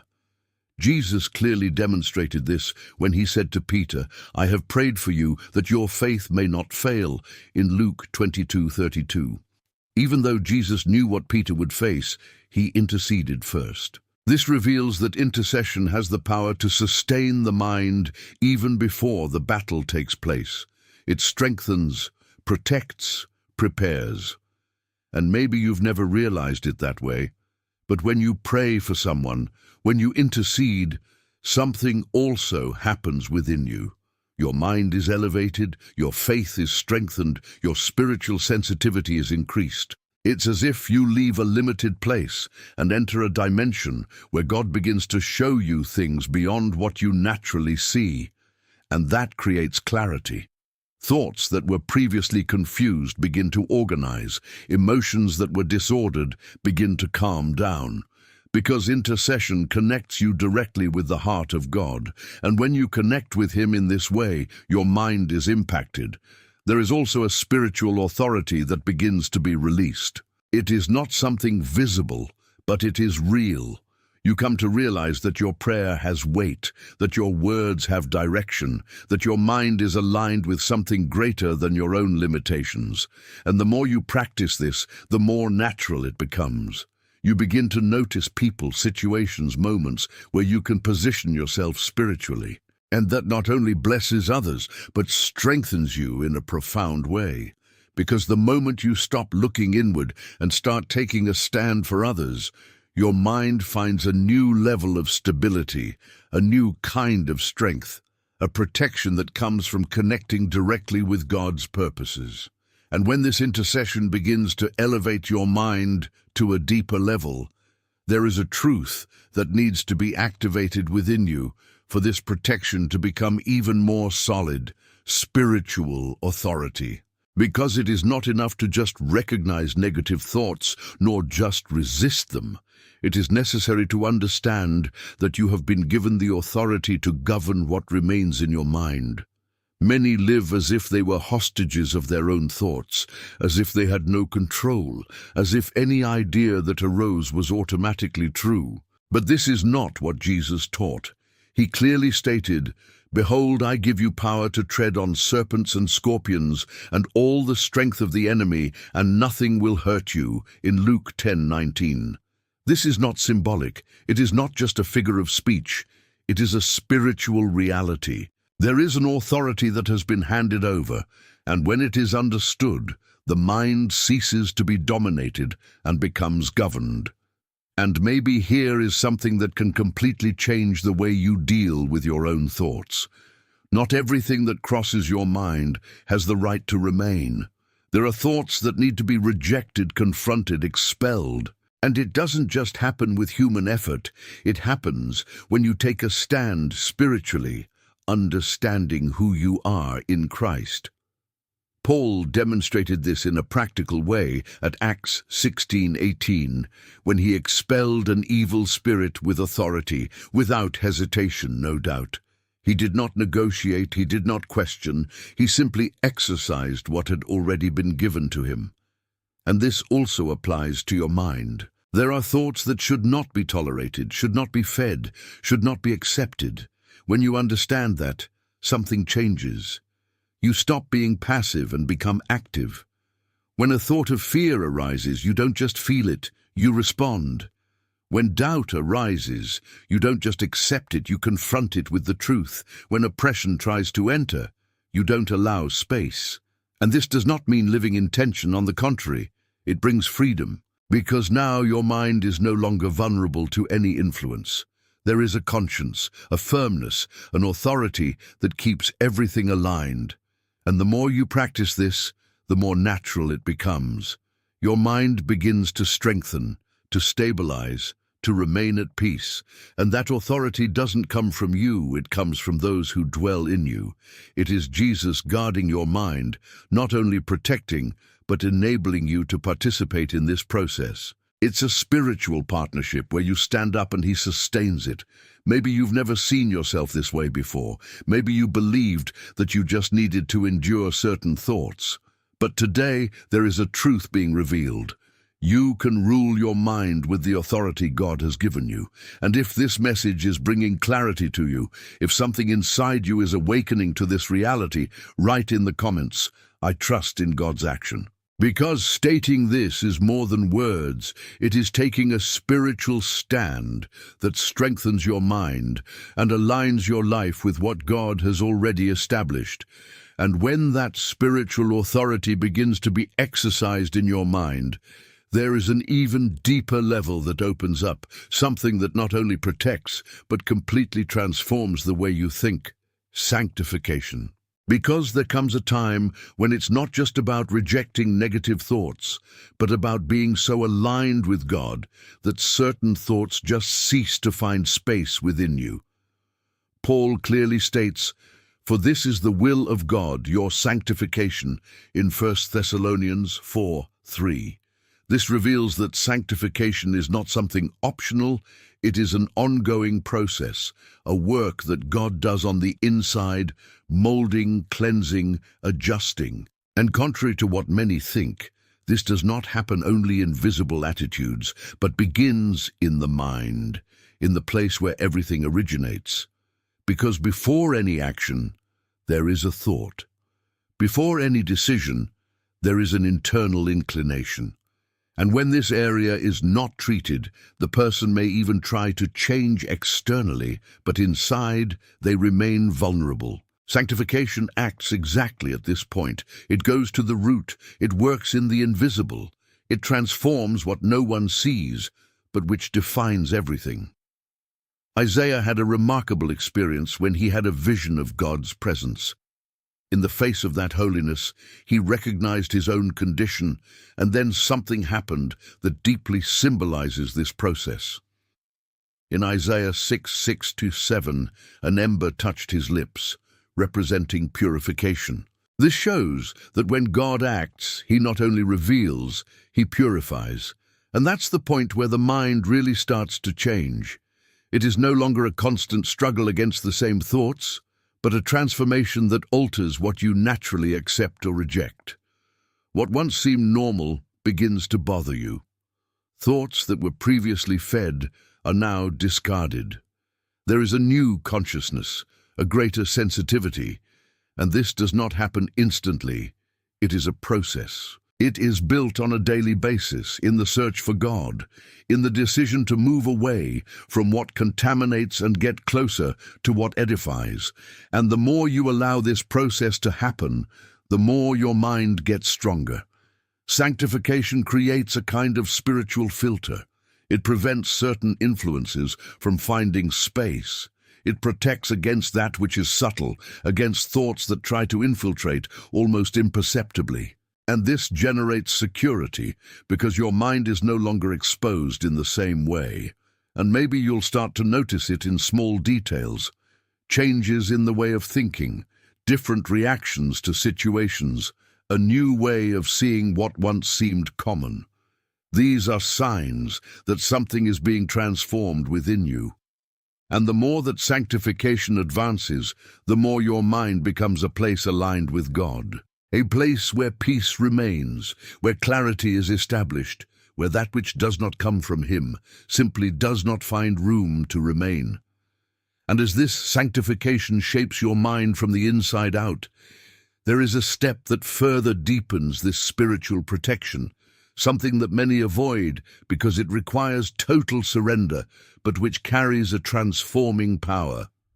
Obedience. Not a partial obedience, based only on what makes sense, but a radical obedience, which happens even when you don't yet fully understand the way. Because there is something that few realize. Disobedience generates internal conflict. When you know what you need to do but resist, your mind enters a state of division. One side tries to justify, the other accuses, and this tension generates restlessness, doubt, weariness. But when you decide to obey, something immediately lines up within you. The mind finds rest because there is no more internal struggle. The Word clearly reveals this when it says, "If you will and listen, you will eat the best of this land," in Isaiah 1:19. There is a promise attached to obedience, not only of external provision, but of internal peace, of clarity, of security. Because when you stand in obedience, you step out of the limited control of your own mind and into God's perfect direction. Saul is a powerful example of what happens when this principle is ignored. He had direction, he had guidance, but he chose to adapt, negotiate, do it his way. And in 1 Samuel 15:22-23, we see that this choice not only brought about outward consequences, but affected his inward stability.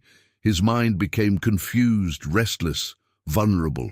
Disobedience made room for imbalance. On the other hand, Noah reveals the power of obedience even in the face of the incomprehensible. In Hebrews 11:7, we see that he built the ark without ever having seen anything like it before. It made no logical sense. There was no visible confirmation, but he obeyed.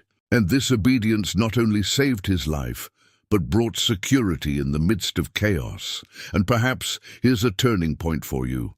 Obedience doesn't require you to understand everything. It requires you to trust.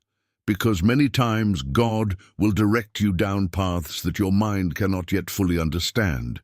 And it is at this moment that the decision to obey becomes a powerful spiritual act. When you obey, your mind enters a state of alignment. Thoughts stop dividing, doubt loses strength, and a peace begins to take hold within you. Not because everything is clear, but because you know you're on the right track. And that obedience doesn't have to start with big decisions. It begins in the simple, in the diary, in the small directions that God puts in your heart. And the more you respond to that, the more your mind gets stronger, because obedience protects. It prevents you from getting lost in unnecessary paths, avoids internal conflicts, and keeps you aligned with what God has already prepared. And as this becomes part of your life, your mind ceases to be a place of doubt and becomes a place of trust, firm, stable, and guarded by a direction that never fails. And when that obedience begins to align your mind deeply, there comes an even higher dimension that underpins all the others, the fear of the Lord. And here is a detail that needs to be understood clearly, because that fear is not about paralyzing fear, but about a living, conscious reverence that keeps your mind aligned with God at all times, even when no one is looking. Proverbs reveals this directly when it states, "The fear of the Lord is the beginning of wisdom," in Proverbs 9:10. This means that every truly wise decision begins in this place. It's not just about knowing what's right, but about having a heart that wants to stay on what's right because of God. And when that fear sets in, it creates internal boundaries that protect your mind from choices that could lead to pain, guilt, and confusion. Joseph lived this principle impressively. At a time when no one would see him, in a situation where it would be easy to give in, he asked a question that reveals the level of his spiritual awareness. "How then shall I do this great evil and sin against God?" in Genesis 39:9. Notice that it wasn't just about the external consequences, it was about your relationship with God. This shows that the fear of the Lord creates an inner barrier that prevents the mind from going astray. And perhaps this is one of the most powerful points to protect your mind. Because many falls do not begin in actions, they begin in thoughts. Small permissions, small concessions, ideas that seem harmless, but that, if not stopped, grow and gain strength. But when there is the fear of the Lord, the mind recognizes these signs before they become something greater. This fear works as a constant filter. It does not allow any thought to be accepted. It does not allow any desire to be fed. There is an active consciousness, a sensitivity that perceives what pleases God and what does not. And this brings security, because your mind is no longer exposed in the same way. And contrary to what many people think, this does not bring weight, it brings freedom. Because when you live within these spiritual limits, your mind remains light, clean, aligned. There is not that internal conflict, that silent guilt, that restlessness that arises when you know that something is not right. There is peace, there is clarity, there is firmness. And this fear is cultivated in intimacy, in the awareness of God's presence, in the recognition of who He is. The closer you get, the more it grows inside you. And the more it grows, the more your mind gets stronger. Perhaps you are realizing that protecting the mind goes far beyond avoiding negative thoughts. It is a lifestyle, a spiritual construction that involves choices, positions, and awareness. And what will be revealed below can further open your understanding of how to keep that mind steady every day. Stay tuned, because in the next few moments there is something that may be exactly the sign you needed to take a new step on this journey. And when this fear of the Lord begins to establish healthy boundaries within your mind, there is a practice that further strengthens this inner environment. Something simple, but extremely powerful. Gratitude. Because what you choose to value within your mind defines the spiritual climate you will live daily. And when gratitude becomes constant, it completely changes the way you see everything around you. Paul teaches directly, "In everything give thanks, for this is the will of God in Christ Jesus for you," in 1 Thessalonians 5:18. This does not mean giving thanks only when everything is well, but developing a spiritual outlook capable of recognizing God's action even in difficult moments.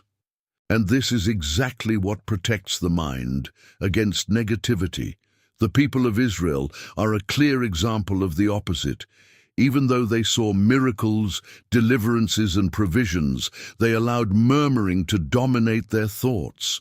In Numbers 14:2, we see that they began to complain constantly, focusing on what was missing, what seemed difficult, what they didn't understand. And this directly affected their minds. Peace disappeared, trust was weakened, and the journey became heavier than it really needed to be.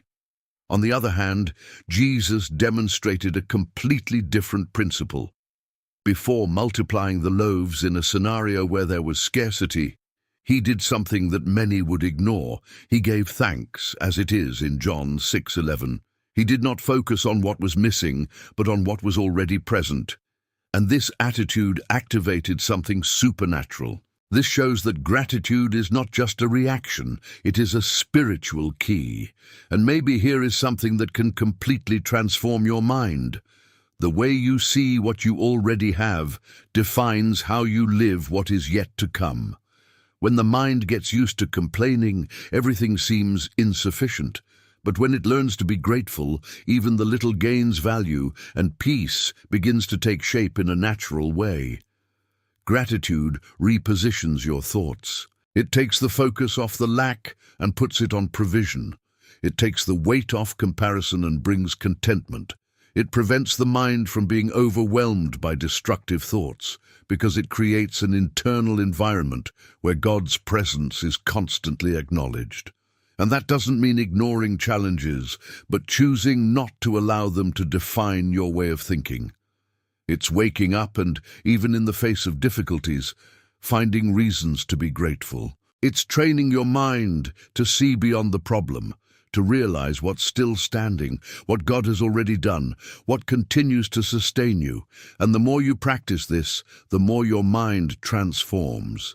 Negativity loses space, anxiety decreases, and a lightness begins to take over. Because gratitude doesn't just change what's around you, it changes you inside. And when this becomes a part of your life, your mind starts to dwell in a different place, a place where peace grows, where trust is strengthened, and where God's presence is perceived in even the simplest details. And when this gratitude begins to transform the environment of your mind, there is an element that sustains all of this in a continuous and practical way: spiritual discipline. Because it is not enough just to feel like getting closer to God at specific times. It is necessary to create constancy, establish habits, train the mind to remain firm regardless of the emotions of the day. Paul revealed this very clearly when he said, "I beat my body and bring it into bondage," in 1 Corinthians 9:27. This may sound strong, but it shows an essential principle. The spiritual life requires training. The mind needs to be led, directed, disciplined. Because if there is no care, it naturally tends to be dispersed, to get carried away by random thoughts, by unstable emotions, by constant distractions. And maybe you've already noticed this in practice. Days when everything seems more difficult, when the mind becomes more agitated, when thoughts become confused. Often this doesn't happen because of a lack of faith, but because of a lack of constancy. Because without discipline, The mind doesn't create resistance. It becomes vulnerable to the variations of the moment. Daniel is a powerful example of this. Even under threat, even though he knew he could suffer serious consequences, he maintained his prayer routine. In Daniel 6:10, we see that he continued to pray as usual. This reveals something profound. Discipline does not depend on circumstances. It remains firm even when everything around changes. And that's exactly what strengthens the mind. When you establish consistent spiritual habits, something begins to build within you. It's not just about isolated moments, but about an ongoing foundation that sustains your peace, your clarity, your stability. Because the absence of discipline makes room for the disordered. Thoughts enter without filter, emotions gain strength without control, the mind begins to oscillate. But when there is discipline, there is structure. There is an already established path, a direction that keeps everything aligned. And this discipline does not have to start in a complex way. It is born in small daily commitments. A separate time with God, a reading of the Word, a moment of prayer, a decision to silence the mind for a few minutes, small practices that repeated create inner strength. Over time, this becomes natural. Your mind begins to respond differently, your resistance increases, your stability is strengthened. What once shook you starts to have less impact, because now there is a solid foundation supporting everything. And the most important thing is that this discipline does not imprison, it liberates. Because by training your mind, you stop being led by circumstances and start living with intention, with direction, with balance. And as that constancy grows within you, your mind becomes more and more steady, more protected, more aligned with what God is building in your life, creating a stability that remains even when the days are not easy. And as this spiritual discipline strengthens your mind and creates stability, there is something that needs to be removed so that this structure remains light and healthy, something that is often invisible but extremely heavy, the lack of forgiveness. Because there is no point in building a strong mind if it is carrying hidden weights that drain your peace silently every day. Jesus was direct in teaching, "Forgive, and you will be forgiven," in Luke 6:37. This is not just a spiritual commandment, it is a key to mental liberation, because forgiveness doesn't just liberate the other, it liberates you. He breaks internal chains that bind his thoughts to situations from the past, to wounds that continue to be revisited, to memories that insist on occupying space. Unforgiveness creates an invisible cycle.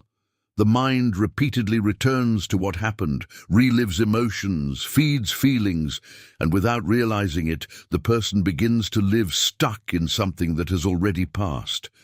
This generates weariness, tiredness, restlessness, and many times the person does not even realize that they are carrying this weight. The parable of the ungodly servant reveals this clearly. In Matthew 18:34, the one who did not forgive ended up being handed over to the tormentors. This shows that the absence of forgiveness not only maintains pain, but intensifies suffering. The mind becomes a place of torment, where negative thoughts find constant space.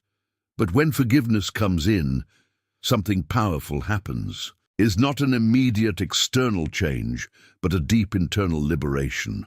The mind begins to detach, the weight begins to lift, the repetition of thoughts decreases, and what used to take up so much space loses strength. Stephen demonstrated this impressively. Even in an extreme moment being stoned, he declared, "Lord, hold them not this sin," in Acts 7:60. This reveals a completely free mind. He didn't allow the pain to turn into bitterness. He didn't let the moment define his inside. And maybe here's something you need to realize deeply. Forgiving isn't saying that what happened was right. It's deciding that it won't control your mind anymore. It is choosing not to carry something that can no longer be changed. It is to make room for God to bring healing where there was weight before. And this process may not be instantaneous, but it starts with a decision. A silent, internal, but extremely powerful decision. And from there, something starts to move. Peace begins to enter, lightness begins to return, and the mind finds a new space to breathe. Because a free mind is a light mind. And when that weight is removed, you realize how much you were being affected without noticing. And this makes room for something bigger, something deeper, something that will be revealed next and that can touch even more sensitive areas of your life. At the end of this journey, there is a moment prepared for you, something that can mark a before and after within you. Stay until the end, because what is to come can lead you to an experience with God that goes beyond words. And after experiencing this inner liberation through forgiveness, there is a force that needs to be activated to sustain all of this over time, because the results do not always appear at the moment we expect. This is where spiritual perseverance comes in, one of the quietest but most powerful pillars in protecting the mind. Because it's not hard to believe when everything is flowing, the real challenge is to stand firm when nothing seems to change. James declares, "Blessed is the man who endures temptation, for when he is tried, he shall receive the crown of life," in James 1:12. This reveals that there is a spiritual value in those who keep going, who don't give up, who stay even when the pressure increases. Perseverance is not just resisting, it is about continuing to trust, even without seeing. It is about keeping the mind steady when emotions try to fluctuate. Job lived this in a profound way. He lost everything, faced pain, silence, questioning, and even without understanding what was happening, he declared, "The Lord gave him and the Lord took him. Blessed be the name of the Lord," in Job 1:21. That wasn't just a phrase, it was a mental posture. He decided to stand firm, even without answers. And perhaps this is one of the most difficult points for the human mind, dealing with God's timing. Because the mind wants quick answers, immediate solutions, visible changes. But this is not always the case. There are processes, there are paths, there are times when God is working in silence, and it is in this interval that many get lost, because they let doubt take up space. But when perseverance is activated, something changes. The mind stops, depending only on what it sees, and starts to be based on trust. She understands that silence does not mean absence, that time is not a waste, that the process is building something greater, and this continuity generates maturity. Each day you choose not to give up, your mind gets stronger. Every moment that you remain, even without understanding, your faith deepens. And little by little, what would have shaken you before begins to have less strength, because now there is a more solid foundation within you. Perseverance prevents the mind from collapsing under pressure. It keeps you standing when it would be easier to retreat. She sustains her vision when everything around her seems otherwise. And this is exactly what differentiates those who just start from those who really advance. Perhaps you are in such a time now, a time when things are not clear, when the answers have not yet arrived, when your mind is being challenged to continue. And that word may be the confirmation you needed, not to stop. Nothing happens without purpose. If this touched you in a special way, write in the comments, "I believe, Lord." Because sometimes a simple statement is what strengthens your mind to keep walking, even when the path is not yet fully visible. All that has been revealed so far points to a simple but profound truth. The mind finds rest when it learns to trust God completely, not just in words, but in real surrender. Each teaching, each principle, each transformation mentioned leads to this point, where there is no longer any need to carry alone what can already be placed in the hands of the Lord. It is in this place that the mind stops fighting and begins to rest, because it recognizes that there is a greater care sustaining everything. The Word directly confirms this when it says, "Cast all your anxiety on him, for he cares for you," in 1 Peter 5:7. This is not just advice, it is an open invitation, a call to let go of the weight, to release control, to trust that God is attentive to every detail, even those that no one else sees. Now, this is the time to do what Hannah did, to pour out her soul, to open her heart without reservation, to place before God all that is kept. Let's enter into prayer together, trusting that He is listening, that He is present, and that He is faithful to take care of everything you give to Him right now. Beloved Father, your word welcomes us and reminds us that we are not alone, that there is a safe place where our mind can rest, and it is in your presence that we find that peace that the world cannot offer. At this time, Lord God Almighty, I stand before you with reverence and confidence, acknowledging that you are the only one who can keep my mind in perfect peace, even when everything around me tries to create confusion. Your word declares, "Create in me, O God, a pure heart, and renew in me a right spirit," in Psalm 51:10. And that is what I ask of you now. Purify my thoughts, cleanse my mind of all anxiety, fear, and depression. Remove all that is not of you. Lord, I thank you for every teaching revealed, for every word that strengthened my faith, for every direction that brought light to my mind. Thank you that you take care of me even when I don't notice, because your grace sustains me, and your love reaches me at all times. I thank you because I know that I am not alone in this journey, and that every detail of my life is under your control. Now, Father, I ask you for strength and wisdom to live all that has been learned. Help me to keep my mind steady, to reject thoughts that don't come from you, to remain in faith even when circumstances try to shake my confidence. Just as you were with Joshua saying, "Do not be afraid or dismayed, for the Lord your God is with you," in Joshua 1:9, I believe you are with me right now, strengthening my inner self and leading me safely. Lord, I place before you every area of my life. I ask for healing for those who are sick, relief for those who are emotionally weary, provision for those facing financial hardship, restoration for families in need of peace and reconciliation. May your power reach every need. May your hand move, bringing answer, direction, and comfort.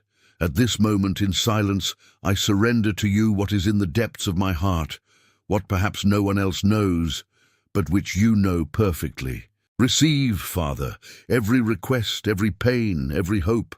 Lord, I surrender to you every thought that troubles me, every worry that tries to steal my peace, and I declare that my mind belongs to Christ. Keep my mind during the day and during the night, as it is written, "In peace will I lie down and sleep," in Psalm 4:8, "for my safety is from you." May every contrary voice be silenced, and may your truth alone remain alive within me. For it is written, "You shall know the truth, and the truth shall set you free," in John 8:32.